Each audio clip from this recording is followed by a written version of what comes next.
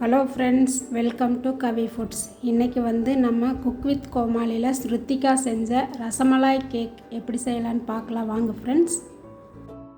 அதுக்கு ஃபஸ்ட்டு ஒரு முட்டையை உடைச்சி பவுலில் ஊற்றிக்கலாம். முட்டை வேண்டான்னா நீங்கள் தயிர் 1 கப் சேர்த்துக்கோங்க. நான் முட்டை 1 எடுத்துருக்கிறேன்.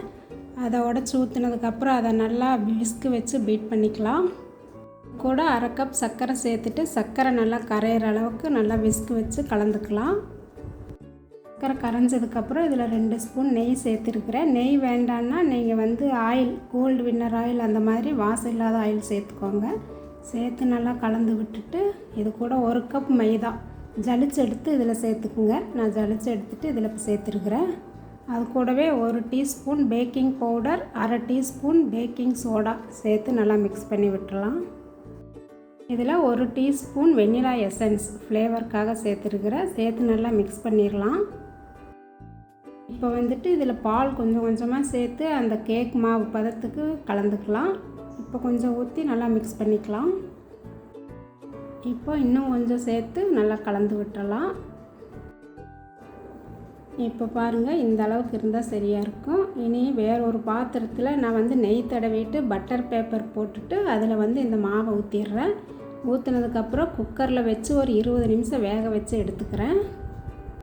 கேக் வேகட்டும். அதுக்குள்ளே நம்ம ரசமலாய் செஞ்சுக்கலாம். அதுக்கு 1/2 கப் பால் எடுத்துருக்குறேன். அதை ஸ்டவ்வில் வச்சுட்டு கொதிக்கட்டும். இது கொதித்ததுக்கப்புறம் இது கூட 1/4 கப் கண்டென்ஸ்டு மில்க் சேர்த்துக்கலாம். இது கூடவே 1/4 டம்ளர் ஃப்ரெஷ் க்ரீம் சேர்த்துருக்குறேன். கண்டென்ஸ்டு மில்க்லாம் சேர்த்ததுனால சர்க்கரை தேவையில்லை. இது நல்லா கொதித்து பால் கொஞ்சம் சுண்ட வரைக்கும் காய்ச்சிக்கலாம். இப்போ கேக் வெந்துருச்சு. நீ இதை நான் கட் பண்ணிக்கிறேன். ரவுண்டு ஷேப்பு இல்லை எந்த ஷேப் வேணுமோ கட் பண்ணிக்கோங்க. நான் ரெக்டாங்கிளாக கட் பண்ணுறேன்.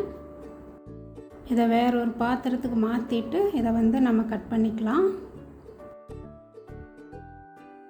இந்த மேலே இருக்கிற பட்டர் பேப்பரை எடுத்துடலாம். எடுத்ததுக்கப்புறம் இதை ஷேப்பாக கட் பண்ணிக்கலாம்.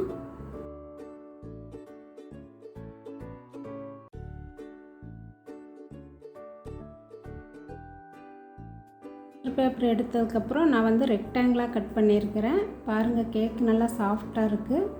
இனி இதை தட்டில் வச்சுட்டு இதில் மேலே ஒரு டூத் பிக் வச்சு குத்தி விட்டுறலாம். அப்போ தான் இந்த ரசமலாய் உள்ளே இறங்கும். நல்லா குத்தி விட்டுறலாம்.